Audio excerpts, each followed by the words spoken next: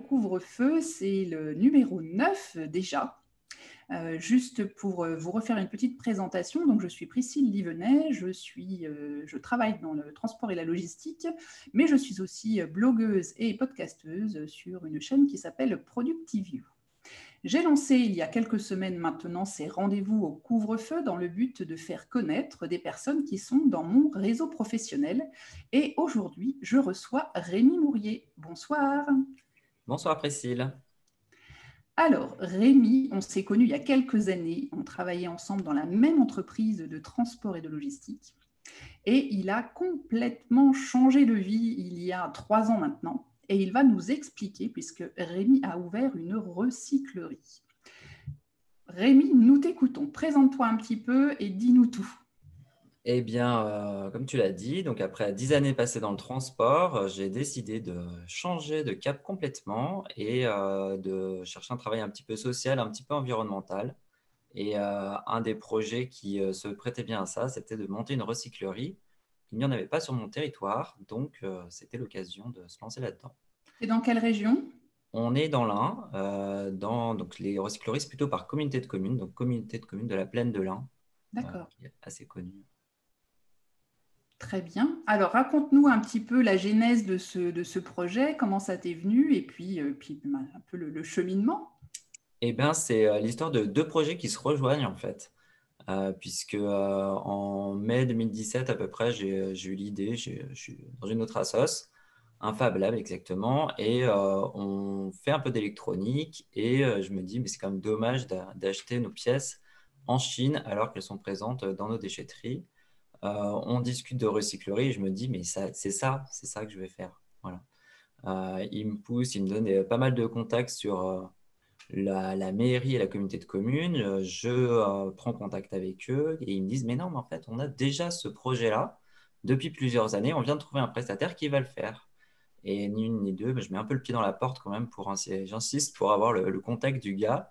Et puis, je rencontre la société Trialp qui m'accueille et qui me propose de me dire, bah écoute, vas-y, on se rencontre et puis on voit si on fait ça ensemble. Mhm. Voilà, donc ça a ouvert après deux années de préparation. On a ouvert quasiment il y a un an, puisque c'était le 16 novembre. D'accord. Voilà. Et aujourd'hui, ce sont 12 salariés et un peu plus de bénévoles actifs, puisqu'on est une association en atelier chantier d'insertion. Voilà. Alors, c'est quoi un atelier chantier d'insertion? Eh bien, nous, on accueille toutes les personnes qui sont très éloignées de l'emploi. Dans l'insertion, d'une manière générale, on va dire qu'il y a deux niveaux. Il y a les EI, les entreprises d'insertion, les ACI, les ateliers chantiers d'insertion.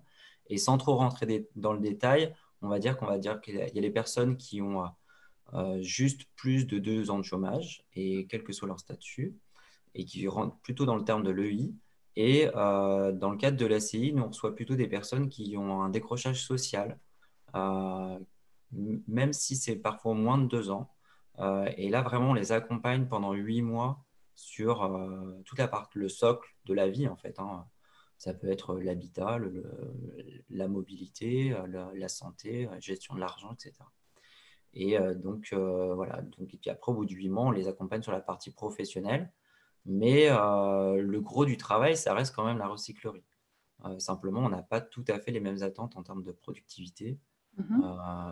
Par contre, ils ont 2 ans maximum et d'ici 2 ans, il faut que la productivité elle soit là, puisque après, il faut qu'elles volent de leurs propres ailes, ces personnes-là.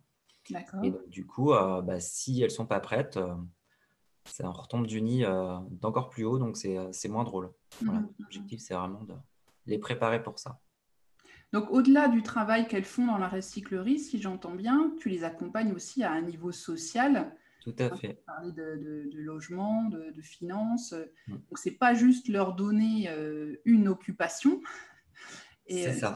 c'est vraiment tout un ensemble. Oui, c'est ça. Il y a même tout un arsenal d'outils qui existe et c'est pas moi qui m'en occupe personnellement. Je fais appel au service d'une chargée d'insertion professionnelle qui fait partie pour l'instant d'une autre société. Quand on sera un petit peu plus, peut-être une vingtaine, on internalisera ce poste-là. Pour l'instant, c'est hors de question. D'abord parce que je connais pas son métier et puis je me sentirais pas armé pour le manager. Et puis, en plus, parce que du coup, c'est la société avec qui j'ai monté la recyclerie qui fait ce boulot depuis 35 ans. Donc, ils sont hyper structurés. Voilà. Aujourd'hui, c'est vraiment, en tout cas, le travail pour ces personnes-là est un prétexte à leur resocialisation et toute l'organisation de la recyclerie et puis même au niveau tarifaire, au niveau chiffre d'affaires par rapport à la partie d'aide au poste qu'on va pouvoir avoir, s'articule autour de ce dogme-là, de dire le travail est un prétexte à la resocialisation. On a des clauses de non-concurrence avec ceux qui feraient un petit peu la même chose, les actions, les noses, les foire-fouilles. Et puis, à l'inverse, on doit s'engager si notre chiffre d'affaires sur l'ensemble de nos ressources dépasse 30%, et à maintenir en dessous des 30% de nos ressources, c'est-à-dire soit en faisant de l'investissement, soit en embauchant. Voilà. D'accord, ok. Et donc, comment ça fonctionne, une recyclerie? Vous triez les trucs, vous réparez les choses? Oui. Ouais, exactement. Alors, nous, on fait vraiment ce qu'on appelle de l'effacement de déchets. Auparavant, on va imaginer que s'il n'y avait pas de recyclerie et puis que les personnes ne voulaient pas vendre leurs affaires ou pas se déplacer jusqu'à Bourg-en-Bresse, qui est à 35 km, pour donner leurs affaires à Emmaüs, par exemple, tout ça finissait à la benne, finalement, tout Mhm. simplement. Que ça marche, que ça ne marche pas, que ce soit dans un état parfait ou moyen, ça partait à la benne et c'est tout. Donc nous, aujourd'hui, d'abord, la première étape, c'est ça, c'est de collecter. Jusqu'avant le confinement, on était pas mal présent en déchetterie. Maintenant, on est plutôt connu. Depuis la fin du confinement, c'est plutôt le gros déferlement. Les gens ont eu le temps de trier un petit peu. Ils se sont Donc, occupés pendant le confinement. Donc, la deuxième c'est vague ça. arrive, réduite. Bizarrement, voilà. Donc, on s'est fait un peu surprendre en termes de volume parfois. Mais ça nous permet aussi d'être plus sélectif. Et puis, d'un autre côté aussi, de se dire, finalement, on en profite pour faire de la pub, pour ouvrir plus largement, pour embaucher et finalement maintenir un niveau de chiffre d'affaires qui était dans notre prévisionnel.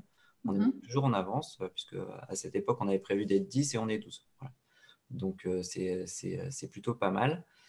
Donc, la première étape, donc collecter. Deuxième étape, trier. On va tester un petit peu tout ce qui est objet électrique, Mhm. électronique. On va réparer certains objets. Je pense par exemple à des petites chaises ou des petits meubles. On va pouvoir effectivement mettre un petit point de colle, des choses comme ça. Ça, on le fait en interne. Et puis, quand je dis en interne, c'est plutôt nos salariés. Après, on fait appel pas mal à des bénévoles. Bon, Mhm. je n'ai pas fait appel, c'est surtout eux qui se sont proposés. On a des personnes qui soit ont un emploi à temps partiel, soit sont à la retraite, soit d'autres situations même, euh, où ces personnes nous proposent d'être présentes une demi-journée par semaine minimum, certaines beaucoup plus. Et grâce à ces personnes, on a un rayon télé, on a un rayon gros électroménager. On peut refaire un petit peu de la tapisserie d'ameublement, on va faire d'autres choses. Voilà. Ah oui, donc c'est-à-dire que tu as vraiment des gens un peu électroniciens qui s'y connaissent Oui, un peu, c'est électriciens, vraiment euh, inattendu.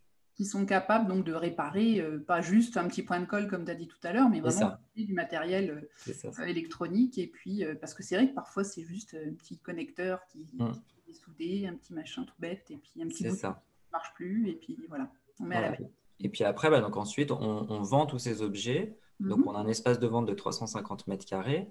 On a une politique de prix qui est assez simple, en fait, hein. On vend à 30% du prix du marché. Donc, si c'est un matériel d'occasion, à ce tarif-là, ça permet à n'importe quelle personne d'accéder à un tarif solidaire, en fait, finalement. Mhm. Il n'y a aucune condition d'accès chez nous. Ça permet également à des brocanteurs, par exemple des professionnels, aussi de s'y retrouver, de pouvoir faire leur business, D'accord. puisque nous, l'idée, c'est de prendre la place de personne, comme je te l'expliquais tout à l'heure. C'est vraiment de proposer des objets à n'importe qui. Mhm. Voilà. Et on a un quatrième rôle qui est moins connu, qui est celui de la sensibilisation, mais qui fait partie des attendus de nos financeurs, à savoir en fait sur le local, sur l'acquisition du local, c'est l'ADEME qui nous aide énormément avec la région, avec la communauté de communes. Et du coup, on est redevable de statistiques et de résultats hein, derrière ces statistiques, et notamment d'avoir un certain tonnage d'objets sauvés et des actions de sensibilisation auprès des usagers, des clients, mais aussi pour des scolaires, par exemple, pour des entreprises. Voilà. D'accord. Donc ça veut dire que tu interviens, je sais pas, dans des écoles pour expliquer comment fonctionne le recyclage, ou tu Oui, fais des alors, communications écrites ou... non, non, non, non, on fait surtout, ce qu'on prévoit de faire, c'est surtout des ateliers, puisqu'on a à notre disposition quelques tonnes d'objets de toute taille, et notamment on a ce qu'on appelle, ce que j'appelle moi en tout cas des monstres. Ça va être les jouets Kinder, les McDo, là, tout ça. Parfois, je sais pas, des cages de hamster, des trucs comme ça. L'idée, c'est de travailler plutôt avec les jeunes en particulier sur créer un petit peu des statuts ou faire des créations pour faire comment ça s'appelle, de l'affichage dans leur collège, dans leur lycée. Voilà, le but, c'est vraiment de faire de la sensibilisation aussi, que eux s'approprient les choses et qu'ils le transmettent ensuite à leurs camarades.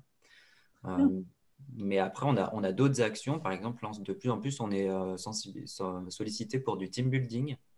Avant, on sautait en parachute. Maintenant, on va faire plutôt des repair cafés. C'est-à-dire que tous les salariés Des peuvent venir. repair café, je ne connaissais pas Ouais, l'expression. ouais, bah, Effectivement. l'idée, c'est que chacun apporte un objet de chez lui qui marche plus forcément. On en a tous un. Et puis, bah, de réparer les uns avec les autres. Souvent, bah, on va découvrir qu'il y a un collègue qui a certaines connaissances. En tout cas, nous, on vient avec une petite équipe qui a des connaissances pour réparer et de l'électronique et des objets un Mhm. petit peu plus gros ou des machines à café, des choses. Ça peut être du plus simple au plus sophistiqué, mais c'est un moment de partage. Voilà. Derrière tout ça, derrière tout ce qu'on fait dans la recyclerie, notre leitmotiv, c'est quand même la rencontre. Ça fait partie de l'objet de notre association.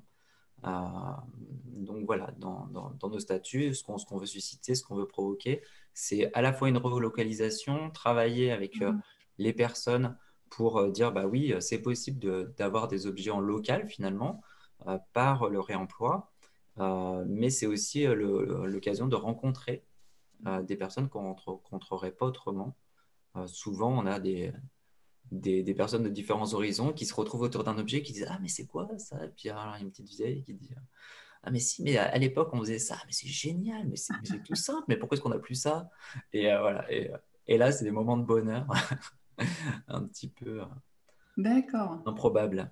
Bah, écoute, c'est extrêmement intéressant ce que tu m'expliques là, Rémi, parce que bon, j'imaginais mais effectivement une notion de tri, peut-être de réparation, mais c'était toute la limite de ce que j'imaginais derrière le terme recyclerie. Et donc voilà, du coup, j'ai appris énormément de choses grâce à toi. Et alors, tout à l'heure, tu nous parlais de tes financeurs. Donc, c'est des particuliers, c'est des organismes d'État qui est derrière la partie finance? Alors, il y a vraiment deux parties, hein. Sur la partie investissement, financement d'investissement, là, c'est la grosse machine qui a été sortie, c'est-à-dire ce que je te disais tout à l'heure, l'ADEME, la région, la communauté de communes principalement, qui vont nous aider à acquérir un local. Nous-mêmes, on fait une levée de fonds de notre côté pour, du coup, on a levé 250 000 euros que pour des travaux de mise aux normes, établissement recevant du public. Donc là, à la fois, on sollicite des fondations, j'ai sollicité également l'ADEME et puis un petit peu bah, de l'autofinancement prêt bancaire, hein, tout classique. Mhm. Donc ça me permet aussi pour les premières années, comme un locataire chez son propriétaire, de bénéficier gratuitement de notre local. Ouais. Ce qui tombe bien en 2020, parce que sinon, ça serait quand même un gros trou dans le budget. Mhm. Sur la partie ensuite frais de fond, comment on dit, budget de fonctionnement, Mhm. on a uniquement ce qu'on appelle les aides au poste, c'est-à-dire qu'une partie du chômage des personnes qu'on prend en charge, de nos salariés, est transférée sur le salaire. C'est-à-dire que plutôt qu'elle soit chez elle à rien faire, on va utiliser cet argent pour bah, subvenir un petit peu aux besoins de la recyclerie. Mhm. Donc ça correspond peu au pro, on a 70% d'aide. Mais en tout cas, l'aide au poste pour chaque salarié représente 70% de leur salaire. Ce n'est pas tout à fait 70% d'aide. C'est 70% du salaire est subventionné. Et du coup, bah, ça permet de prendre le temps au travail, puisqu'il y a toute une période d'adaptation quand même qui est assez longue. Souvent, ce sont des personnes qui vont avoir des taux d'absentéisme qui sont importants. Ça peut être des personnes qui ont besoin de formation énormément. Et puis, sur la partie accompagnement, c'est environ une journée par semaine, par personne. Donc, ça va être vraiment très différent d'une personne à l'autre, puisqu'on n'a pas les mêmes besoins à 25 ans, à 55 ans. Et puis, si on est aidant, si on a nous soi-même des problèmes de santé, si on est illettré, enfin, il peut y avoir des millions de problèmes. Voilà. Et cette aide, elle est apportée par du personnel aussi de la recyclerie? Tu as suivi des formations spécifiques ou tu as des Alors, gens de l'extérieur, comme je sais pas, des assistantes sociales qui viennent ou comment ça se passe?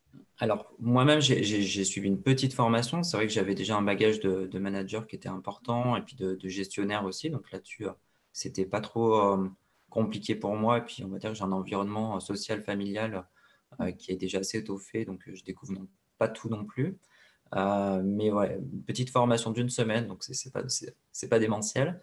Mais en tout cas, voilà, pour la base, pour accueillir les personnes en tant qu'encadrant technique, Mhm. puisque j'ai une double casquette encadrant technique et directeur. Excuse-moi. Et sur la partie accompagnement social, comme je te le disais tout à l'heure, c'est vraiment une professionnelle, c'est une chargée d'insertion Oui, professionnelle, une c'est la dame CIP. dont tu parlais tout à l'heure. Voilà. Ok. Elle, c'est vraiment son métier, c'est sa formation, c'est très technique en fait, il faut connaître tous les dispositifs de l'État, tous les types de formations, être aussi sensibilisé au type de problèmes de chaque public, Mhm. que ce soit des problèmes psychiques, psychologiques, pas forcément, ça peut être physique, juste d'acquisition des connaissances. Enfin, bon, vraiment, on a du personnel qui est extrêmement varié. Ça fait une certaine richesse, mais ça demande souvent un travail d'équilibriste très important. Mhm. Et voilà. Eh bien, écoute, bravo. Bravo Rémi, c'est Merci. absolument passionnant ce que tu fais.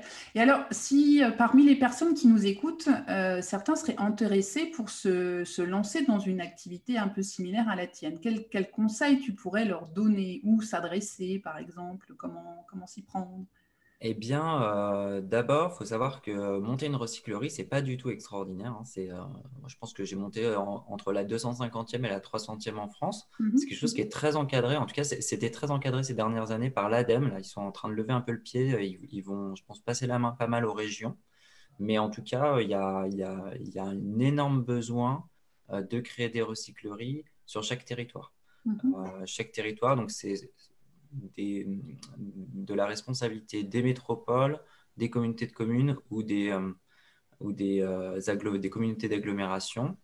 Donc, il suffit de se renseigner déjà à un de ces trois niveaux s'il existe quelque chose dans le local. S'il n'existe rien, mais même s'il existe quelque chose, parfois, parce que pour te donner une idée, nous ici, je pense qu'on aura enlevé 100 tonnes à peu près, on aura sauvé 100 tonnes d'objets sur cette première année. Euh, je pense que le gisement, il est 10 fois supérieur. Oui. Oui, donc il y Voilà. a de la place, quoi. La concurrence n'est pas Voilà. encore là, hein. Après, faut aussi avoir l'écoulement Oui. disponible, c'est-à-dire de vendre, avoir la possibilité de vendre. Mais comme les magasins de chaussures, n'importe quelle grande chaîne, tu sais, où tu en as plein côte à côte, Mhm. on pourrait avoir plein de recycleries côte à côte. Il y a des villes où ça existe Mhm. déjà, où il y a un Emmaüs à côté d'une recyclerie, à côté d'une friperie, etc. Nous, Mhm. sur Amberieu, on a proposé une friperie de s'installer à côté de nous, de sorte à ce qu'il y ait une cohésion.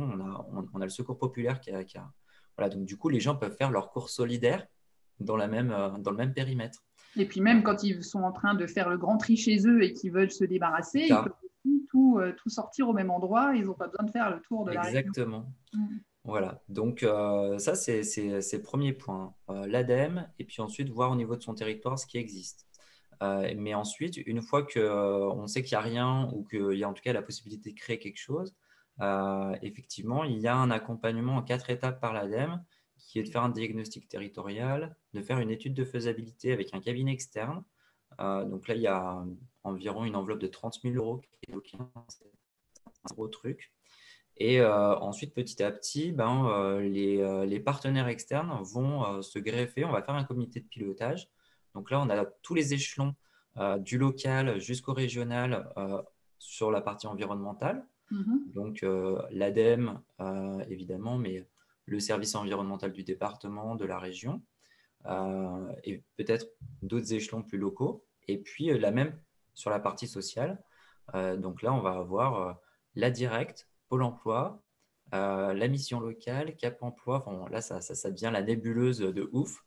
Donc moi, tu vois, je connaissais pas du tout ça quand je suis arrivé. Heureusement, j'étais accompagné par Trialp, là, qui est la société qui nous a aidé à monter la recyclerie. Mais tu te retrouves avec 30 personnes autour de la table au comité de pilotage. Et Ensuite, ça avance quand même parce que moi, par eh contre, ben, j'étais pas mal impliquée par un moment dans des réunions à n'en plus finir avec des trucs du territoire. Là, au niveau des collectivités, il y a à boire et à manger, mais incroyable. c'est vrai que Pardon? au niveau des collectivités, il y a à boire et à manger, mais souvent, c'est quand même une histoire de personnes. Si tu tombes sur deux, trois personnes, C'est alors, ça l'histoire, oui. c'est ça, mais c'est comme de partout. Tu as le mec qui a le dossier sous le bras qui va faire gagner du temps pour qu'on fasse rien. Et puis après, tu as les histoires aussi entre politiques, puisque j'ai assisté à des réunions qui étaient complètement surréalistes. Les gars étaient tous super contents de faire une recyclerie, mais comme le gars qui portait le projet au niveau de la collectivité, il ne l'aimait pas, il n'était pas dans leur camp ou je ne sais pas quoi, de toute manière, ils vont le défoncer, quoi. Ah là là là là, À oui. la fin, ça finit en cours de récréation où j'ai le président de la SOS qui va sortir un truc complètement absurde pour que la discussion s'arrête et qu'on passe à autre chose, quoi. Mais donc, c'est comme dans n'importe quelle boîte. Et puis, bon, toi, tu as déjà été dans des comités de direction, je pense, un peu haut niveau. Des fois, on s'aperçoit que ça vole pas beaucoup plus haut qu'ailleurs. C'est pas faux, c'est pas faux, c'est pas faux, Rémi. Tu vois ce que je veux dire? Oui, oui. C'est la vraie vie. C'est la vraie vie. Ouais, mais peut-être que la notion de résultat est quand même un petit peu moins importante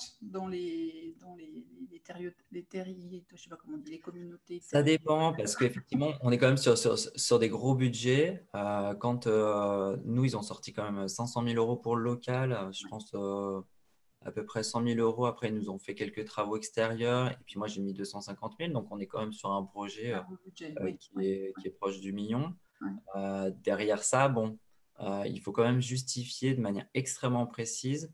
Au niveau de l'État, il y a quand même beaucoup, beaucoup de niveaux de contrôle. Ouais. Voilà, on a des attendus qui sont forts avec aussi des versements a posteriori, c'est-à-dire que je vais recevoir des trucs. J'ai fait des emprunts pour des subventions que je vais avoir dans 1 ou 2 ans. Et si je me plante, ça va faire bobo. Ouais, Ouais. Ok. Écoute, c'est une aventure vraiment passionnante. Et puis, déjà, bon anniversaire, hein, parce qu'un an, franchement, ça se fête. En plus, en bonne santé, malgré le Covid, j'entends de la santé financière. Toi ouais. aussi, j'espère que tu es en bonne santé et tes Oui, proches oui. aussi. Et c'est absolument passionnant. Alors, si on veut avoir des renseignements, si on veut aller voir ta recyclerie, où on s'adresse, Rémi? Eh bien, le plus simple, c'est quand même d'aller sur notre page Facebook. Il y a pas mal de petits liens vers des reportages, Mhm. des articles. Alors, ça s'appelle Actuellement, la recyclerie, tout simplement, la page. Oui. oui. Alors après, non, non. Alors, nous, notre petit nom, c'est la Rénoverie, À la exact. rénoverie, pardon. Voilà. Oui.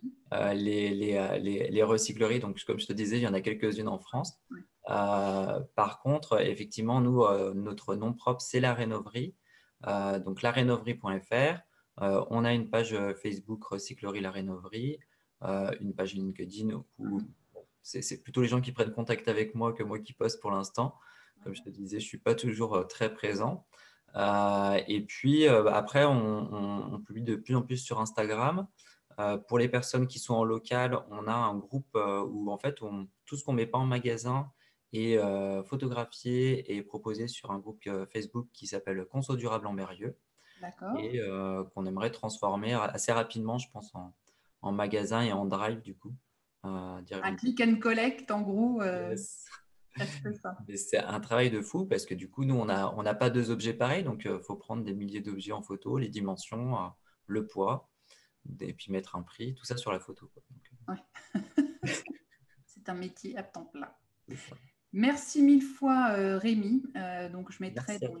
dans les liens de la vidéo tous les liens pour te joindre. Et sinon, hein, déjà, pour ceux qui sont pressés de se connecter dès ce soir, donc sur la page Facebook, la recyclerie, la rénoverie, si j'ai bien compris. C'est ça. Et puis la même chose sur LinkedIn et puis sur le site internet larénoverie.fr.